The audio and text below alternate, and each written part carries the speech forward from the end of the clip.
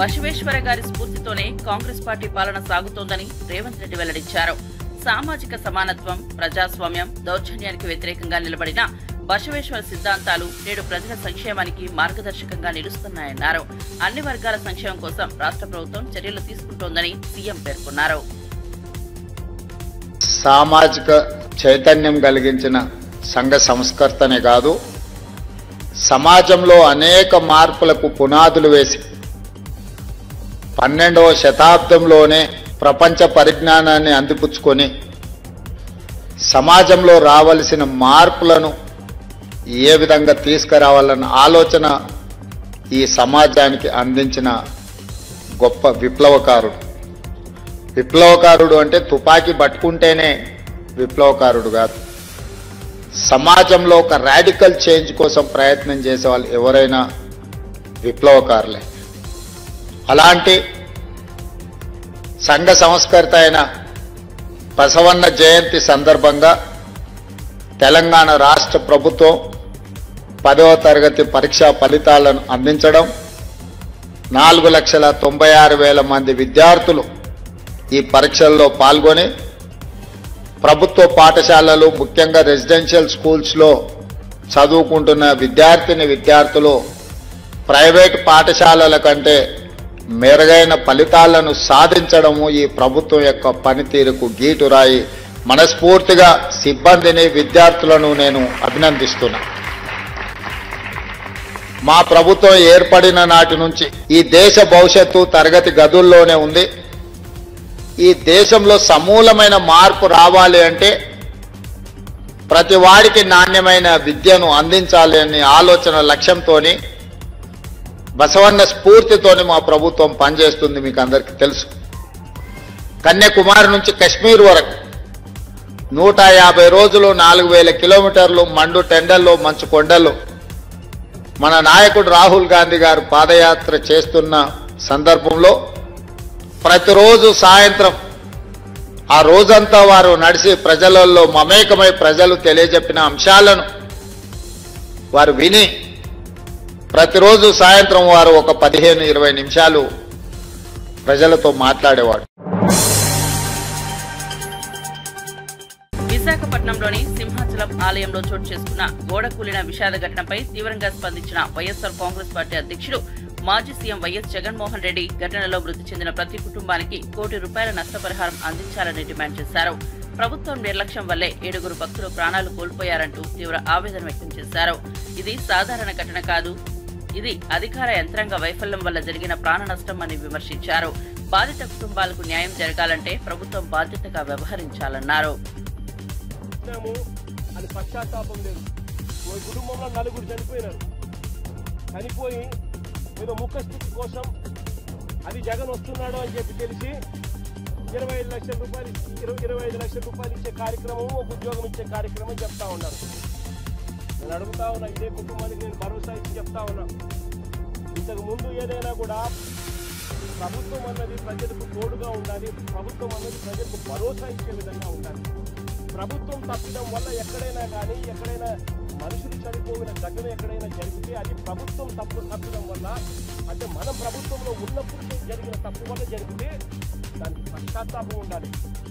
ఆ పశ్చాత్తాపానికి, ఆ కుటుంబానికి మనం ఏమిస్తున్నాము అని చెప్పి మానవతా దృక్పథంతో ఆలోచన చేయాలి. ఇలాంటి ఘటన ఇంతకుముందు విశాఖపట్నంలో జరిగితే, ఇలాంటి ఇంచుమించు ఘటన జరిగితే ఎల్జీ పాలిమర్స్ లో ఇలాంటి ఘటన జరిగితే అప్పట్లో జగన్ అనే వ్యక్తి ముఖ్యమంత్రిగా ఉన్నప్పుడు ఎంత ఇచ్చారో తెలుసా?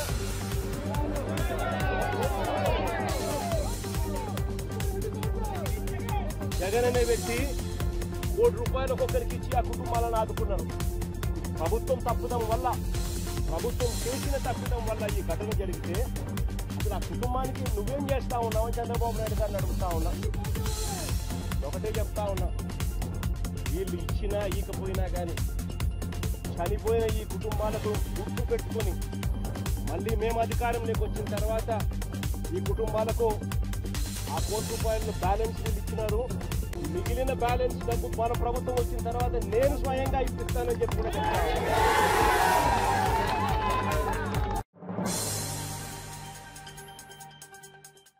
భద్రాచలంలో గోడ కూలిన ఘటనపై మంత్రి నాదెండ్ల మనోహర్, హోంమంత్రి వంగల్పూడి అనిత బాధితులను పరామర్శించారు. 7 ప్రాణాలు కోల్పోయిన ఈ ఘటనను తీవ్రంగా ఖండించారు.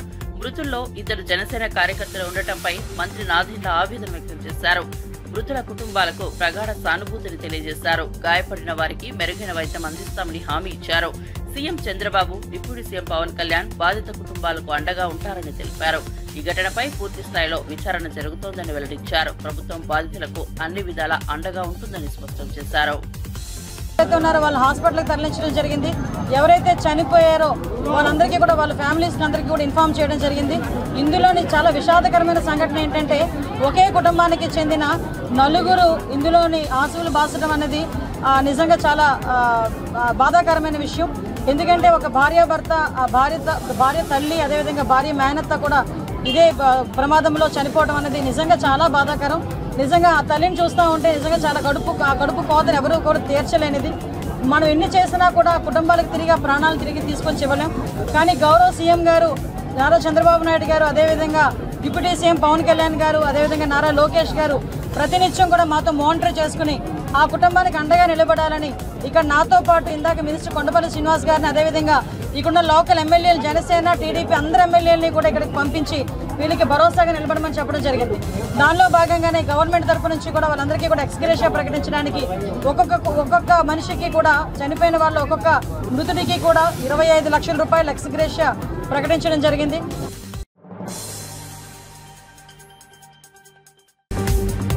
హనుమకొండ జిల్లా ఎల్కతుర్తిలో బీఆర్ఎస్ రథోత్సవ సభలో మాజీ సీఎం కేసీఆర్ కాంగ్రెస్ ప్రభుత్వంపై చేసిన విమర్శలపై సీఎం రేవంత్ రెడ్డి తీటుగా స్పందించారు. ప్రతిపక్ష హోదా ఇచ్చిన ప్రజల వద్దకు కేసీఆర్ ఎందుకు వెళ్లట్లేదని ప్రశ్నించారు.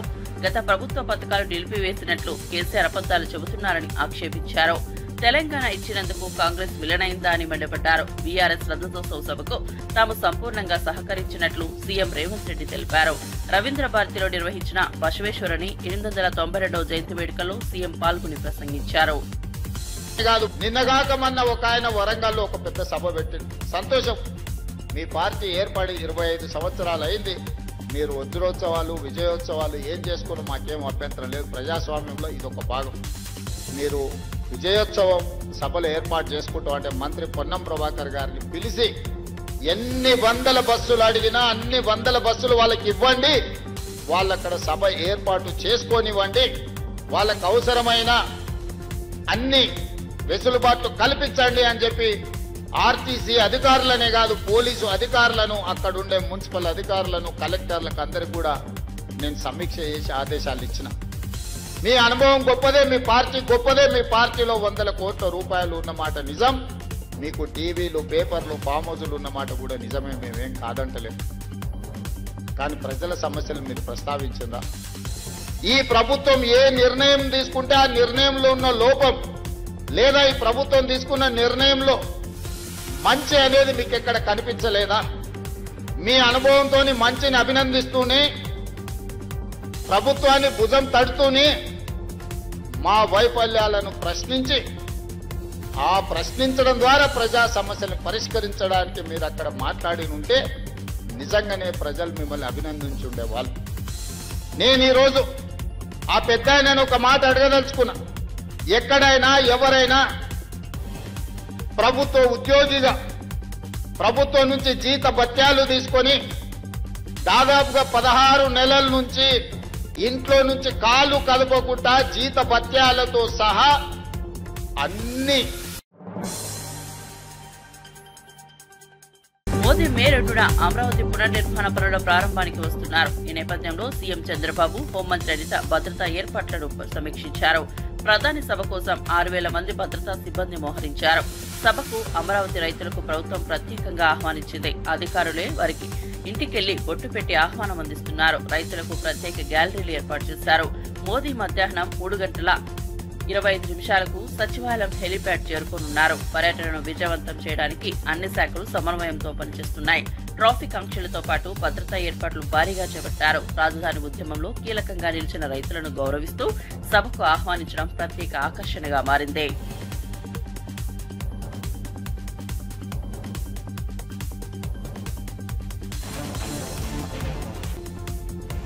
మే 2వ తారీఖున గౌరవ ప్రధానమంత్రి గారు నరేంద్ర మోడీ గారు అమరావతి పునర్నిర్మాణ శంకుస్థాపనకి మన అమరావతి రావడం నిజంగా ఒక శుభ పరిణామం కింద భావించాలి. ఎందుకంటే అమరావతి అనేది ఆంధ్రప్రదేశ్ ప్రజల కళ. ఆంధ్రప్రదేశ్ ప్రజల కళల రాజధాని అమరావతి. అమరావతికి ఆ రోజు శంకుస్థాపన చేసిన తర్వాత మాక్సిమం అక్కడ వర్క్స్ అన్ని కూడా మనం ఒక అసెంబ్లీ ఏర్పాటు చేసుకోవడం, సచివాలయం ఏర్పాటు చేసుకోవడం, మనం అక్కడ హైకోర్టు ఏర్పాటు చేసుకోవాలనుకోవడం, ఇవన్నీ కూడా మనం చేసుకున్న తర్వాత ఆల్ ఆఫ్ సడన్ విధ్వంస పరిపాలనకు తరలేగింది. మీ అందరికీ తెలుసు 2019 నుంచి 24 వరకు ఒక విధ్వంస పరిపాలన. అది కూడా ఏంటంటే ఒక ప్రజావేదిక కూల్చివేత నుంచి స్టార్ట్ చేసి అమరావతి విధ్వంసానికి కూడా ఆ రోజే బీజం పడిన పరిస్థితి. చాలామంది ముఖ్యమంత్రులు ఒక టర్మ్లో చేసిన తర్వాత నెక్స్ట్ టర్మ్ వచ్చిన ముఖ్యమంత్రి దాన్ని కంటిన్యూ చేస్తారు. కానీ గౌరవ చంద్రబాబు నాయుడు గారు ఆ రోజు అమరావతి మన రాష్ట్ర రాజధాని కింద అసెంబ్లీలో డిక్లేర్ చేసిన తర్వాత ఆ రోజు కూడా అప్పటి ప్రతిపక్షంలో ఉన్న జగన్మోహన్ రెడ్డి ఓకే అయిన తర్వాత కూడా అమరావతిని మ్యాక్సిమం బయటకు వచ్చిన తర్వాత 3 రాజధానులు అని చెప్పి ఒక కొత్త కథకి తెరలేపి ఓవరాల్గా ప్రాంతీయ విద్వేషాలు రెచ్చగొట్టడానికి ట్రై చేశారు. కానీ అమరావతి ప్రజలు కానీ ఆంధ్రప్రదేశ్ రాష్ట్ర ప్రజలకి కూడా అమరావతి రాజధానిగా ఉండాలి ఒక సెంటిమెంట్గా భావించుకొని వైజాగ్ ప్రజలు సైతం కూడా అమరావతి రాజధానిగా రావాలని కోరుకునే పరిస్థితి కనిపించింది.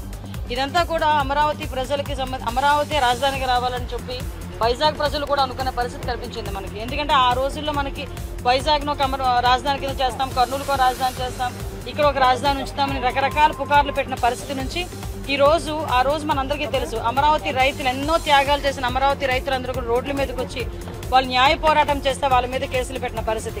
ఆఖరికి అమరావతి రైతుల మీద ఎస్సీల మీద అట్రాసిటీ కేసులు పెట్టుకున్న పరిస్థితి.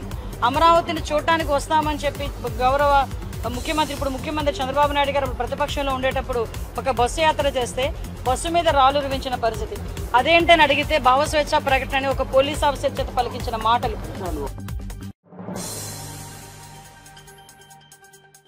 తెలంగాణ ఉప ముఖ్యమంత్రి బట్టి విక్రమార్క మహాత్మా బసవేశ్వర కళలను కాంగ్రెస్ ప్రభుత్వం సాకారం చేస్తోందన్నారు.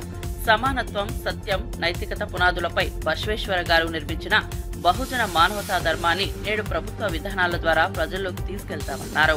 కాంగ్రెస్ పాలనలో అన్ని వర్గాల సంక్షేమమే లక్ష్యంగా పనిచేస్తున్నామని తెలిపారు.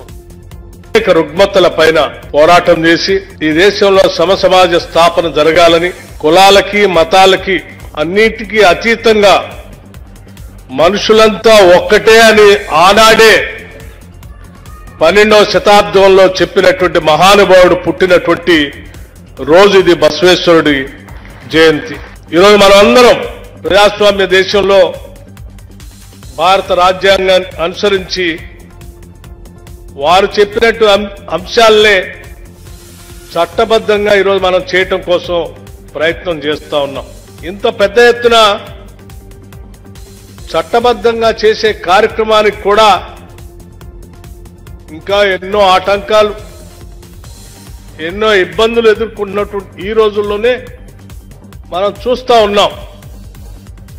అటువంటిది 12వ శతాబ్దంలోనే మరి ఆ రోజుల్లో రాజరిక వ్యవస్థలో అన్ని కట్టుబాట్ల మధ్యన పుట్టినటువంటి బసవేశ్వరుడు ఆ సమాజానికి వ్యతిరేకంగా నిలబడి ఇది కాదు జీవన విధానం అని చెప్పి ఆయన ఒక కొత్త సిద్ధాంతాన్ని భారతదేశానికి అందించి ఒక గొప్ప కార్యక్రమాన్ని, నినాదాన్ని దేశానికి అందించాడు. ఈరోజు బసవేశ్వరుడిని మనం ఏదో మతతత్వవేత్తగా చూడటం కోసం కొద్దిమంది ప్రయత్నం చేస్తా ఉన్నారు. ఇది కరెక్ట్ కాదు. ఆయన మతతత్వవేత్త కంటే కూడా ఒక పెద్ద సోషల్ రిఫార్మిస్ట్, ఒక సామాజిక పరివర్తన కోసం తన జీవితం మొత్తాన్ని అర్పితం చేసినటువంటి నాయకుడు.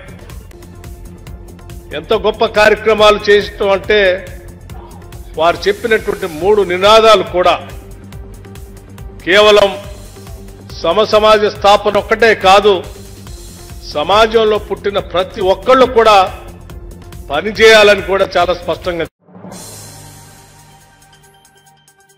సింహాచలం ఆలయంలో జరిగిన గోడ కూలిన ఘటనపై బీసీ యువజన పార్టీ అధ్యక్షుడు రామచంద్ర యాదవ్ తీవ్రంగా స్పందించారు. వార్షిక చందనోత్సవం సందర్భంగా భక్తుల రద్దీ పెరుగుతుందని ముందుగానే తెలిసినా ప్రభుత్వం తగిన చర్యలు తీసుకోకపోవడం అత్యంత బాధాకరమన్నారు.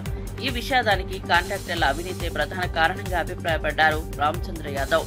నిర్లక్ష్యానికి పాల్పడిన వారిపై కఠిన చర్యలు తీసుకోవాలని ప్రభుత్వాన్ని డిమాండ్ చేశారు.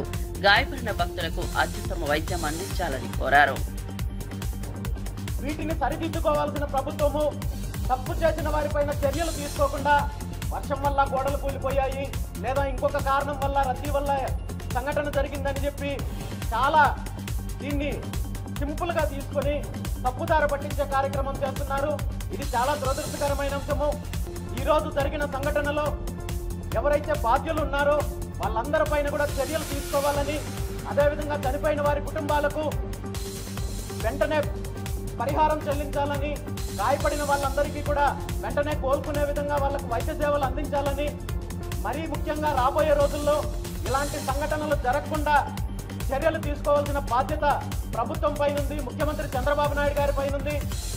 ముఖ్యంగా దేవాదాయ శాఖలో ఏవైతే నిర్మాణాలు చేపడుతున్నారో వీటన్నింటిలో కూడా క్వాలిటీ లేకుండా ప్రతి చోట కేవలం ఇది తిరుపతికో లేదా అన్నవరానికో లేదా సింహాచలానికో పరిమితం అవ్వలేదు. రాష్ట్రం మొత్తం మీద కూడా దేవాదాయ శాఖలో అనేక రకాలైన అవినీతి జరుగుతోంది. నిర్మాణాల్లో అవినీతి జరుగుతోంది, ప్రసాదాల్లో అవినీతి జరుగుతోంది. చాలా దేవాలయాల్లో నాసిరకం ప్రసాదాలు అందిస్తున్నారు. వీటన్నింటిపైన విచారణ జరిపి దీనికి శాశ్వత పరిష్కారం అందించాలని చెప్పి ప్రభుత్వాన్ని కోరుకుంటున్నాను. Thank you very much.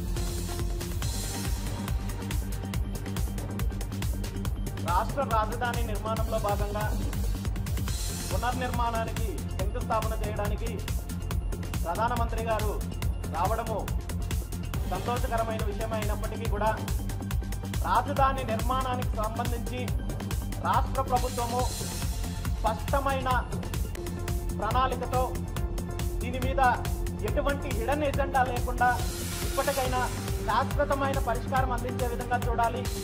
ఎందుకంటే మనం గతంలో చూసాము 2014లో రాష్ట్రం విడిపోయిన తర్వాత అప్పుడు అధికారంలో ఉన్న ఇదే చంద్రబాబు నాయుడు గారు, అప్పుడు ముఖ్యమంత్రిగా ఉన్న ఇదే చంద్రబాబు నాయుడు గారు 5 సంవత్సరాలు సమయం ఉన్నప్పటికీ కూడా రాజధాని నిర్మాణము అనేక కారణాలు చెప్పి పెండింగ్లో పెట్టడంతో పాటు మరీ ముఖ్యంగా ఈ రాష్ట్రానికి నేను ముఖ్యమంత్రి కాదు సీఈఓ అని చెప్పుకునే ముఖ్యమంత్రి చంద్రబాబు నాయుడు గారు ఆనాడు కేంద్ర ప్రభుత్వంలో భాగస్వామిగా ఉన్నప్పటికీ కూడా కాంగ్రెస్ ముఖ్యమంత్రి రేవంత్ రెడ్డి బూతు మాటలపై ఎమ్మెల్సీ దాసోజు శ్రవణ్ తీవ్రంగా స్పందించారు. కుక్కతోక వంకర అన్నట్లుగా రేవంత్ రెడ్డి తన అసలైన స్వభావాన్ని మళ్లీ చూపించాడు అని విమర్శించారు. బాధ్యత గల పదవిలో ఉన్న వ్యక్తిగా రేవంత్ మాటలకు తగిన నిగ్రహం ఉండాలన్నారు. గతంలోనూ బూతులు పలికిన ఆయన ఇప్పటికీ అదే తీరులో ఉండటం దురదృష్టకరమని వ్యాఖ్యానించారు. ప్రజాస్వామ్యంలో అలాంటి భాష అవసరం లేదని స్పష్టం చేశారు. తెలంగాణ రాష్ట్రాన్ని అత్యంత అద్భుతమైనటువంటి రీతిలో అభివృద్ధి పథంలో పెట్టినట్టు మహానాయకుడిని సమాధి చేస్తా అని చెప్పని తిట్లు మాట్లాడుతుంటే, బూతులు మాట్లాడుతుంటే, అడ్డదిడ్డమైనటువంటి ఒక భాష మాట్లాడుతుంటే అది చూసి 10th క్లాస్ పిల్లలు ఇన్స్పైర్ కావాలనా? I'm really feeling sorry. నేను డాష్ మీద అడిగిన నాతో పాటు వస్తున్న కొలీగ్స్, ఆ డాష్ మీద ఎవరున్నారు రాజరా చూడ్రి అని అంటే ఆ పెద్ద ఆయన వి హనుమంతరావు గారు ఉన్నారు, ఇటు పక్కన బట్టి విక్రమార్క గారు ఉన్నారు, ఆ షట్కర్ గారు కూడా కనబడ్డారు, పొన్నం ప్రభాకర్ గారు కనబడ్డారు. మీరన్నా చెప్పండి ఆయనకు, హనుమంతన్నా మీరన్నా చెప్పండి. ఏ డాష్ మీద ఏం మాట్లాడినో తెలవని సోయిలేని సన్నాసి ముఖ్యమంత్రి అయితే ఈ రాష్ట్రానికి what kind of inspiration that you are giving to the students of 10th class? ఏం చెప్పదలుచుకున్నావు తెలంగాణ సమాజానికి, తెలంగాణ విద్యార్థులకు ఏం చెప్పదలుచుకున్నావు? భవిష్యత్తులో వాళ్ళు కూడా రేవంత్ రెడ్డిలకు రియల్ ఎస్టేట్ దండాలు చేసి బ్రోకర్గిరి చేసి ముఖ్యమంత్రులు అయిపోయి ప్రతిపక్ష పార్టీ నాయకులను చచ్చిపోవాలా? అదే రవీంద్ర భారతిలో మొన్న ఏం మాట్లాడినో మీకు కూడా తెలుసు. అదే రవీంద్ర భారతి వేదిక మీద స్టేచర్ అంటున్న పెద్ద మనుషులు స్ట్రెచర్ మీదకి పంపిస్తాను మాట్లాడిండు. ఇవాళేమంటాడు? 10 సంవత్సరాలు అంటే ఇదే ముఖ్యమంత్రి ఉంటాడట. ఏమైనా బంక కొనుక్కొచ్చుకొని రాసుకున్నావా? ఆ కుర్చీకేమన్నా జపాన్కి పోయి ఏమైనా బంక తెచ్చుకున్నావా రేవంత్ రెడ్డి? ప్రజలు ఒక్కసారి నిన్ను వద్దు అనుకుంటే ఒక క్షణం ఈ ఈగను కనుక తీసి పడేస్తుంది నా కుర్చీ మెచ్చి. గుర్తుపెట్టుకో, నీకంటే పెద్ద పెద్ద వాళ్ళనే తీసి పడేసింది సమాజం. అంతకంటే గొప్పవాడి కాదు నువ్వు. 10 ఏళ్ళు నేనే ఉంటా, కేసీఆర్ గారు ఫామ్ హౌస్ లో శాశ్వతంగా సమాధవుతాడని చెప్పి అని మాట్లాడుతా ఉన్నావు. తండ్రి లాంటి పెద్ద మనిషి, ఈ తెలంగాణకు పెద్ద ఆయన, తెలంగాణ రాష్ట్రాన్ని పట్టుకొచ్చినటువంటి ఒక తెలంగాణ ప్రదాత, తెలంగాణ అభివృద్ధి ప్రదాత ఆయనను పట్టుకొని నువ్వు ఇష్టం వచ్చినట్టుగా శాశ్వత సమాధానం మాట్లాడుతావు. న్యాయమా రేవంత్ రెడ్డి గారిది? A person who does not understand the context and then talks illogically, insensitively, he has no right to sit on the chief minister position. కేంద్రం తీసుకొచ్చిన 4 కార్మిక చట్టాలను తక్షణమే రద్దు చేయాలని మాజీ చీఫ్ విప్ బీఆర్ఎస్ హన్మకొండ జిల్లా అధ్యక్షుడు దాస్యం వినయ్ భాస్కర్ డిమాండ్ చేశారు. బీఆర్ఎస్ జిల్లా కార్యాలయంలో కార్మిక సంఘాల నాయకులతో సమావేశమైన ఆయన ఈ చట్టాలు కార్మికులకు వ్యతిరేకంగా ఉన్నాయని విమర్శించారు. మే నెలను కార్మిక మాసోత్సవంగా జరుపుతామని తెలిపారు. సంఘటిత అసంఘటిత కార్మికుల హక్కుల కోసం చట్టపరమైన అవగాహన కల్పిస్తూ ఉద్యమాలు కొనసాగిస్తామని పేర్కొన్నారు. ప్రపంచ కార్మికులందరూ కూడా తమ పని దినాలను తగ్గియాలి, శివదోపి ఆపాలని చెప్పి ఆనాడు శ్రీకాకుళం నగరంలో పెద్ద ఎత్తున ఉద్యోగం చేసి అమలైనటువంటి వారి జ్ఞాపకార్థం మరి మేడే ఉత్సవం. ఆ సందర్భంగా గత కొన్నేళ్ల నుంచి మేడే చేస్తున్నప్పటికీ కూడా ఇప్పుడున్నటువంటి పరిస్థితులు కార్మికులందరూ కూడా చైతన్యవంతులు కావాలి. ఒక కార్మిక కుటుంబం, ఆ కుటుంబం నుంచి ఒక మేస్త్రి అయిన వాళ్ళు వాళ్ళ పిల్లలు కూడా మేస్త్రి వృత్తి చేయొద్దని, ఒక గుమస్తా తమ పిల్లలు కూడా అదే గుమస్తాకి ఉండొద్దని, ఒక హమాలి అదే వాళ్ళ పిల్లలు హమాలి ఉండొద్దని, ఒక ఆటో డ్రైవర్ తిరిగి వాళ్ళ పిల్లలు ఆటో డ్రైవర్గా ఉండొద్దని చెప్పి గత 10 ఏళ్ల నుంచి కూడా తెలంగాణ రాష్ట్రం ఏర్పడిన తర్వాత మేడే ఉత్సవాలు కేవలం ఒకరోజు పండుగలు కాకుండా మే మాసమంతా కూడా కార్మిక లోకాన్ని చైతన్యవంతపరుస్తూ కార్మిక వార్డులను సందర్శిస్తూ కార్మిక కుటుంబాలను కలుస్తూ వాళ్ళ ఆరోగ్య పరిస్థితి తెలుసుకుంటూ వాళ్ళ పిల్లల విద్యా విషయాలను కూడా తెలుసుకుంటూ అందరినీ చైతన్యవంతం చేసి అదేవిధంగా ప్రభుత్వం చేపట్టినటువంటి అనేక సంక్షేమ పథకాలు కూడా వారికి అదే విధంగా చేసే లక్ష్యమే కార్మిక మాసోత్సవం. మా అమ్మాయి పిల్లలు కూడా చదువు ఆపొద్దు, చదువుకోవాలని చెప్పి ఇటు ప్రభుత్వంతో పాటు వ్యక్తిగతంగా పాటు మరి అనేక మంది మరి పెద్దల సహకారంతో వాళ్ళకు కూడా చదువు ఆపకుండా మరి వారిని ముందు తీసుకుపోయినటువంటి పరిస్థితి 10 ఏళ్లలో కనబడింది.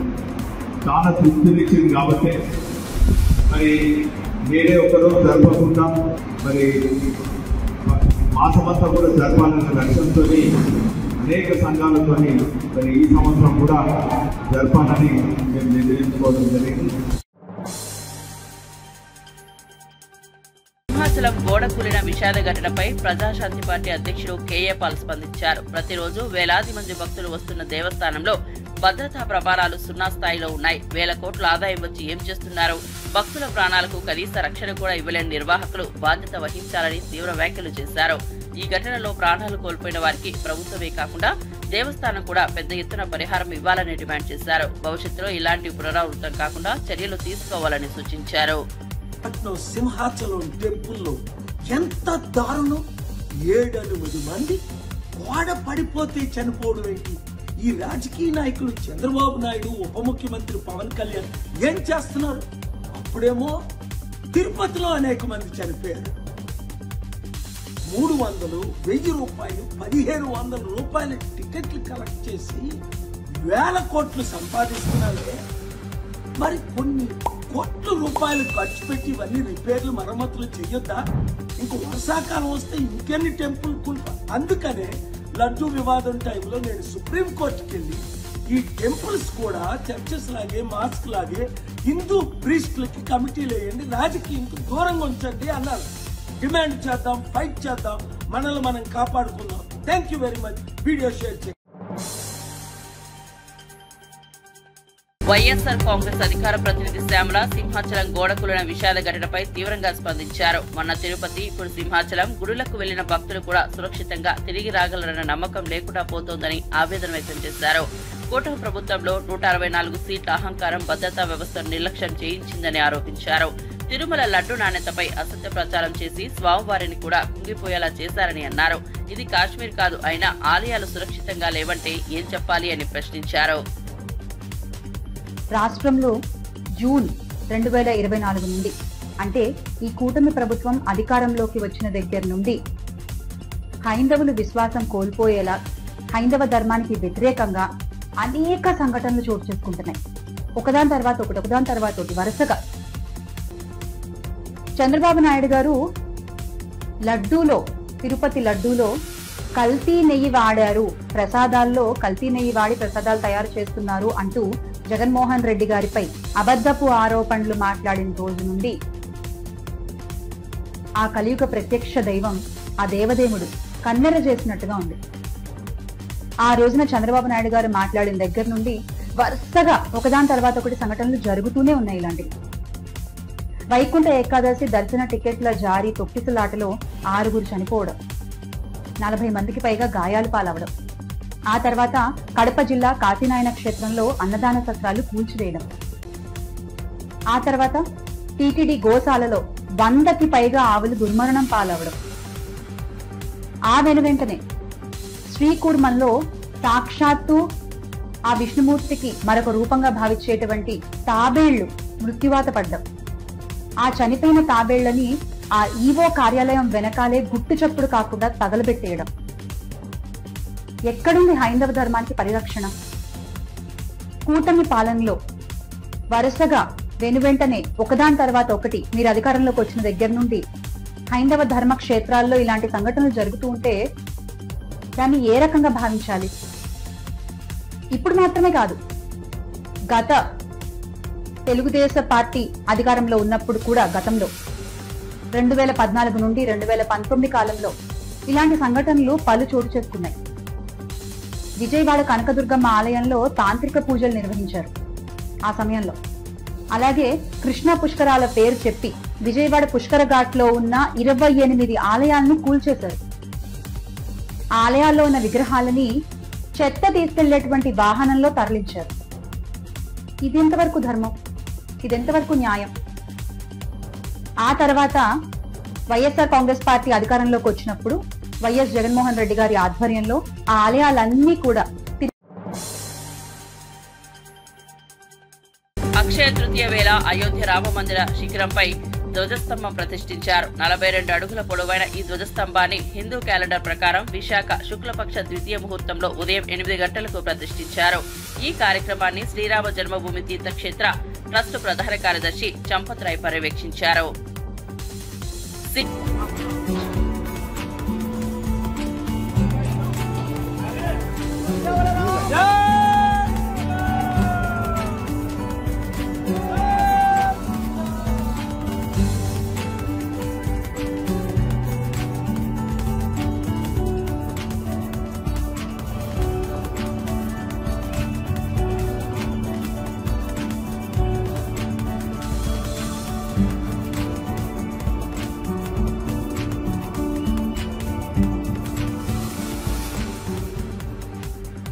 अयोध्या में श्री राम जन्मभूमि मंदिर के मुख्य शिखर पर ध्वजदंड स्थापित किया गया।